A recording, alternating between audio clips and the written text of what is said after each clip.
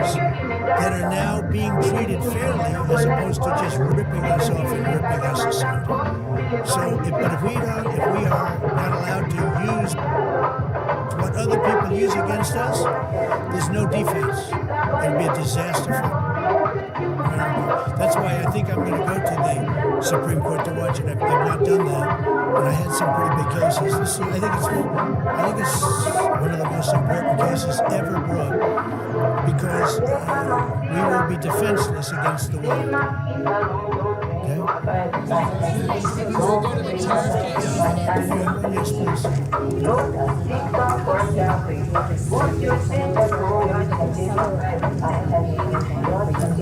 lot of good people. I haven't made a decision. You have some very good people in the Georgia Senators. No, the governor has he's talking to me about he likes that candidate. And I understand that. I haven't made a decision. But I'm following that race for Georgia. I think it's very important for Georgia to get a real senator because the senator they have now is a horrible senator. He allows all the crime, all the borders, you have open borders. I mean, his whole philosophy is a disaster. That's not representative of the people of Georgia. I know the people of Georgia. Won Georgia 3 times, but they say twice. Okay. I won it very big the last time, and I won it big the first time, and I won it big the second time, but we had criminals that didn't allow, I hope they're going to go into that. I hope they go into the votes which are being stored in Fulton County and take a real look at those votes, okay, because I won it the second time too. But I know Georgia very well. I love Georgia. Those people are great. And they deserve a good senator because the man they have now is a weak, ineffective person. New Jersey was elected president for that. Do you agree with me? And who's the media? For someone that He's the media. spends a lot of time in Georgia, You know, the word believe isn't strong enough. You know. It's true. I know I won too. Oh, we have the great Newt Gingrich. Newt, you agree with us? Otherwise, they'd have him dismissed immediately. You know, his wife, as you know, has become an ambassador to a great country. Krista, so congratulations. And we're going to take a picture. And the only reason I'm doing it, he speaks so well of me. He said, I'll go down as the greatest president in history. And then he blew it. He said, I'm not sure if I put him above Washington or Lincoln. So I'm not that happy about that, dude. That's the honest. greatest organization of the DOJ.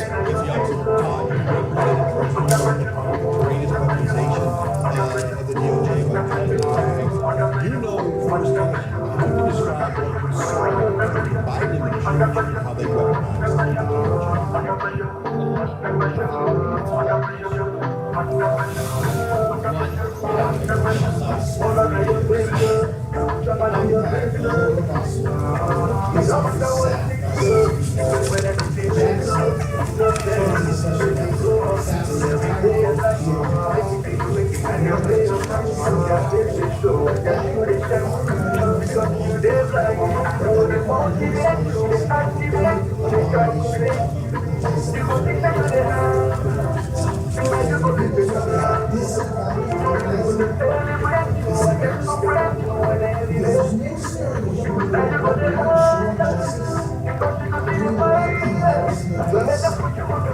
you saw in the Biden administration and how they weaponized They never want to bring up the details, but I watch the fake news and all these weapons, and he wants to send them to prison. He wants all the. They indicted me like 5 times.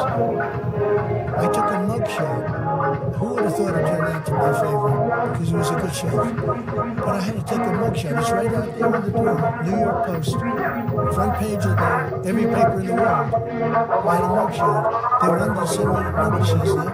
They say he's acting very, very tough. He's acting unfair. Let me tell you, if they've been nice to anybody, it's to those criminals, because they are so good having to do with all of the things we're talking about today with the violent crime. But if anything, I think this Justice Department has been so respectful of the law, because the other Justice Department, with Rita and Lisa and all of that scum, real scum, what they did to the political opponent of a guy that has a seriously low IQ. Now, in his case, it was low based on his career, but it got real low.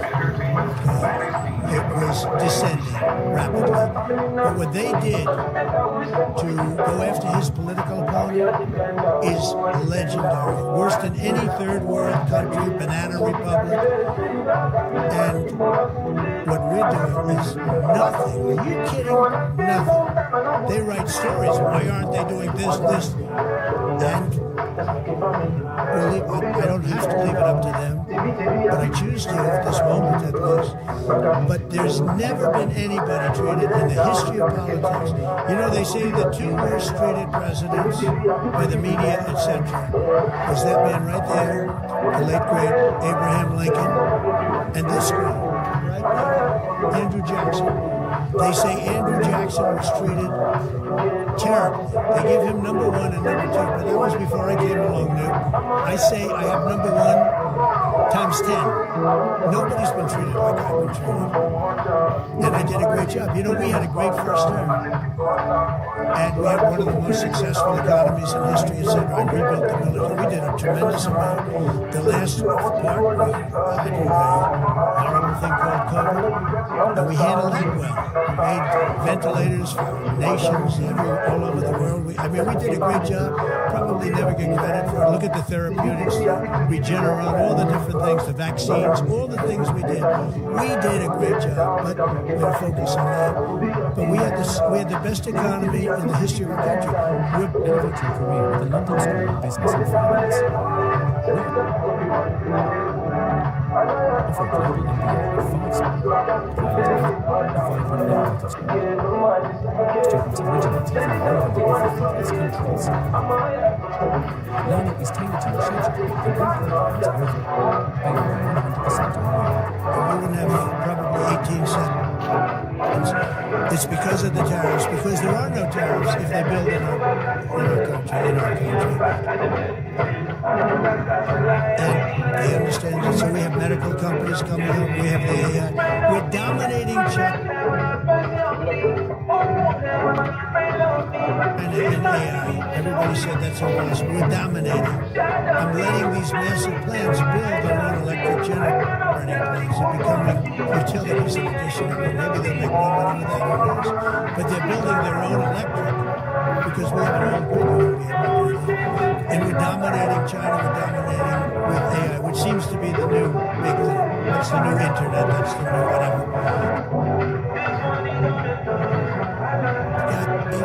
He spent so much time with subpoenas. He got more subpoenas than anybody in the history of our country. Think of it. And he's an innocent, good boy. He's a good kid. He's always been a good kid. All of my children are good. They went through hell. Our children went through federal grand juries on a hoax. Think of it. We have Adam Schiff and Hillary Clinton and others make up a hoax. And then wanting to put, so they know it's a hoax.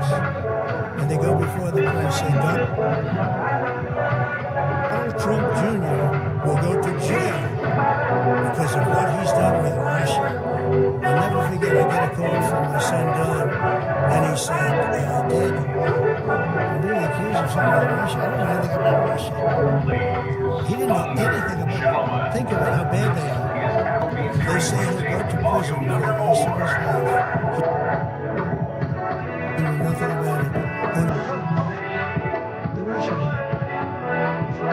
Russia.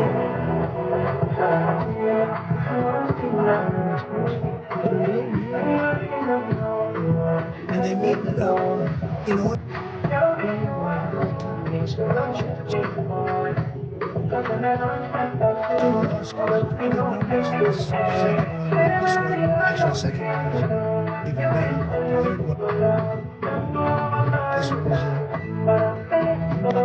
disagree. And Nancy Pelosi went crazy because they wanted to impeach me based on the conversation that was made up. But they gave everybody, I wanted unanimously the Republican Party. Got every single vote, something that never happens. And I beat it. But think of it, they want to put my son in jail for something that they say he will serve the rest of his life. These are sick, bad people, and don't tell me about us going after them. If anything, we've been very so and thank you very much.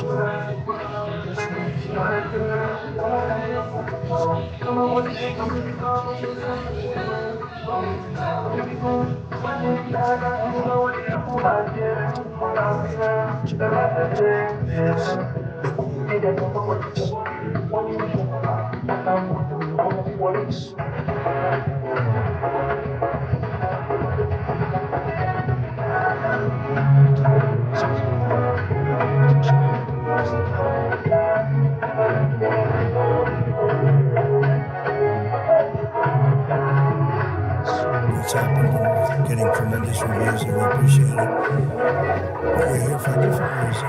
It's called Operation Summer Heat, which is an appropriate term in light of what we're doing. Early yesterday morning, I returned from the Middle East, where we celebrated a historic agreement to end years of suffering and conflict. Amazing. Every country came together. Even the enemies came out and totally endorsed it. I've never seen anything like it. Nobody's seen anything like it. Just as we are forging peace and stability abroad, we are also restoring peace and safety and stability at home. And you see that in Washington, D.C., maybe better than any place because we got there. And within 12 days, it was very good. And within 30 days, it's been as safe as any city in the country. It's been great. Took in 1,700 people, got them out. These are career criminals in many cases, and people that shouldn't have been allowed in by the Biden administration. Historically, the summer months have been a time when violent crime soar, as you know, but not under President Trump. Today, we're announcing the results of a sweeping law enforcement effort known as Operation Summer Heat. We're in many cities that people didn't know about. We kept it a little quiet, and it had a big impact, and you'll hear of that in a second. But over the past few months, FBI officers in over 50 states made crushing violent crime a top enforcement priority. That's what they did, rounding up and arresting thousands of the most violent and dangerous criminals. And these are among the most dangerous and violent people in the world. They were allowed, in many cases, not in all cases, but in many cases, they were allowed in by a very foolish, actually stupid, open border policy. Just anybody could have come in. They emptied out their jails, their prisons, their mental institutions. They emptied them into our country. And the people behind me have done an incredible job because if we didn't have that administration, it would have been so much easier. They allowed millions of people in this country that shouldn't have been allowed, including over 11,000 murderers, half of whom murdered more than one person. And many of them are gone now. They're put in prison because we don't want to have them come back, so we literally put them in our prison, which we don't want to do. But we bring them back to their countries. Working with state and local partners, the FBI arrested over 8,000 violent criminals during the course of this period.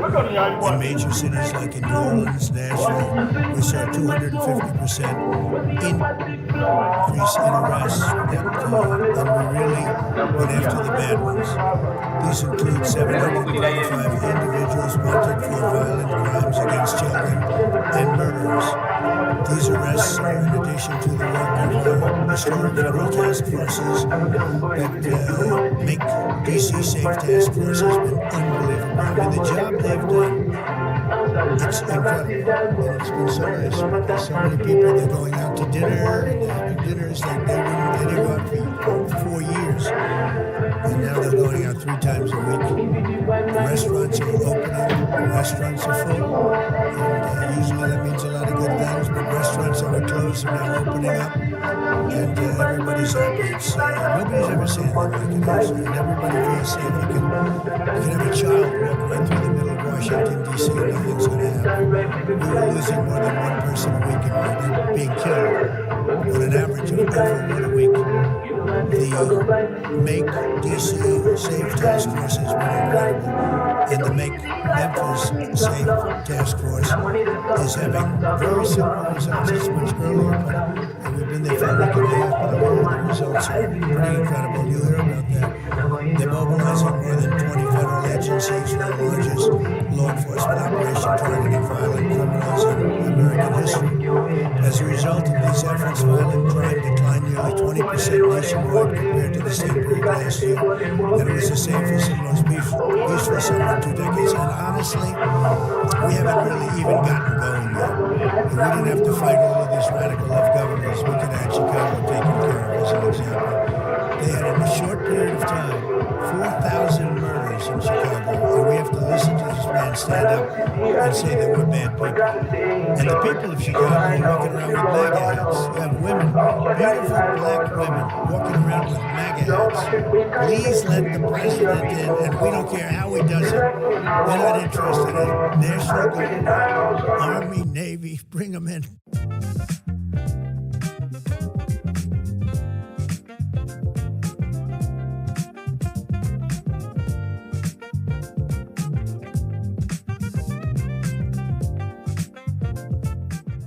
Professionals joining us today, especially Attorney General Pam Bondi, who's terrific, Deputy Attorney General Todd Blanche, who is a fantastic legal talent. He really is. He's a great guy, too.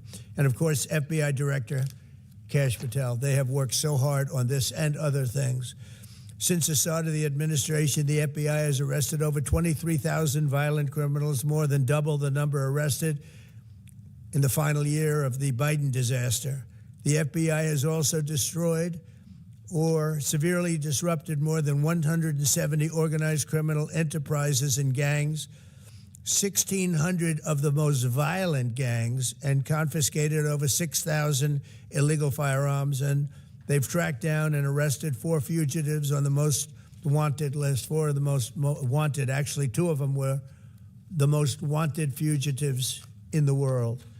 There's still much more work to be done, which is why the FBI continues to work alongside the Department of Justice, the Department of Homeland Security, and the Department of War to defend. And Pete Hegseth has been fantastic, by the way, on this too, on other things, but on this too, to defend law and order and combat violent crime, arrest illegal aliens, and make American cities the safest in the world. And when I campaigned, I talked about crime, but I never knew that we were going to get into it like we did. You know, I mean,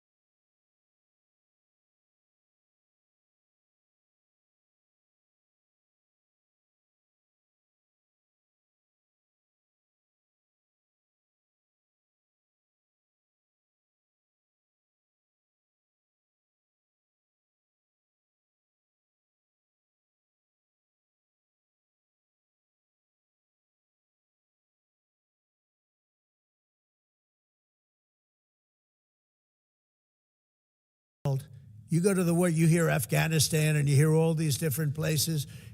Our crime in certain cities is worse than anything they can even imagine. And we're not going to have that any longer. It's going to stop, and it stops right here. Cash, please. Thank you, Mr. President. What I'd like to do is just highlight some of the outstanding work that the men and women of the FBI have been doing. And thanks to your brave leadership and the mandate you were given by the American people, not only defend the homeland, but crush violent crime, you tasked us with our great partners at the Department of Justice and the Attorney General and the Deputy Attorney General to start making arrests and bring prosecutions and safeguard our cities. And you said it, this is just the beginning. In just 7 months, I hope the media takes a look at every one of these charts, because these are the best numbers for fighting crime in U.S. history, and it's only 7 months in. And to do that, our vehicle to do it of choice was Operation Summer Heat, which the FBI architected to go after violent criminals. And in just a 3-month span, you had 8,700 arrests of violent criminals. You had 2,200 firearms seized off the streets permanently to safeguard our communities. You had 421 kilograms of fentanyl seized. Just to put that in perspective, that's enough to kill 55 million Americans alone. You had 45,000 kilograms of cocaine seized, and thanks to our Department of Justice partners, you had 2,100 indictments in 3 months, from June to September alone. Mr. President, that in and of itself would be historic for a 4-year presidency. You did that in 7 months because you let good cops be cops, and you partnered us with the right people at the Department of Justice to put the handcuffs on and bring them to court and put them in prison. And if that weren't enough, when you look at the year, for the entire 7-month period that we're talking about here, if you look at the past 4 years of the Biden administration, 16,000, 17,000, 15,000, 15,000. That's the number of arrests year over year of violent felons in this country for the Biden administration. Mr. President, in 7 months, you have 28,600 arrests of violent felons in just 7 months alone, because of your leadership and the dedication of the men and women at the FBI who want to go out there and do the job they were prevented from doing, because that department used to be weaponized and politicized. And this is what happens when you take out the fangs of weaponization. This number is historic by every metric. 28,000 people have been arrested, violent felons alone. And then when you go over there and look at some of these charts, if you don't mind, I'll just hop over here. Look at the metrics for not just violent crime, but the homeland. Mr. President, during your administration, the FBI has found and located 5,400 children. That is a 30% increase year to date over the last administration. Violent crimes against children arrests alone are up 10%. Gang arrests are up 210% in the last 7 months alone. And transnational organized crime, which Stephen Miller has been a great partner in, is up over 12% alone. These numbers are historic just as a snapshot. But just so people don't think we're focusing on violent crime alone, the national security mission, Mr. President, under your leadership has never been stronger. We have gone after espionage activities against our main counterparts in China, Russia, and Iran. In China alone, we've had over a 50% increase in espionage arrests alone in prosecution. In Iran, we have had a 50% increase, again, in espionage cases. And in Russia, we've had a 33%. This year, you already have 252 arrests. 52 arrests of violent cyber criminals who are stealing from senior citizens, who are violating our children's rights and freedoms, and who are violating everyday Americans. These programs are record. And two of the things I'll finish with that I'm most proud of, Mr. President, this FBI. Fentanyl. As you know, it's a scourge that is killing our youth, 100,000 plus a year. To date, the FBI has seized 1,900 kilograms of fentanyl. That's enough lethal doses to kill 127 million Americans alone, to date. And if that weren't enough, Mr. President, you said we have to go after the worst of the worst. And you empowered our Department of Justice, our Attorney General, Deputy Attorney General, and the Deputy Director at the FBI, led the charge, not just on summer heat,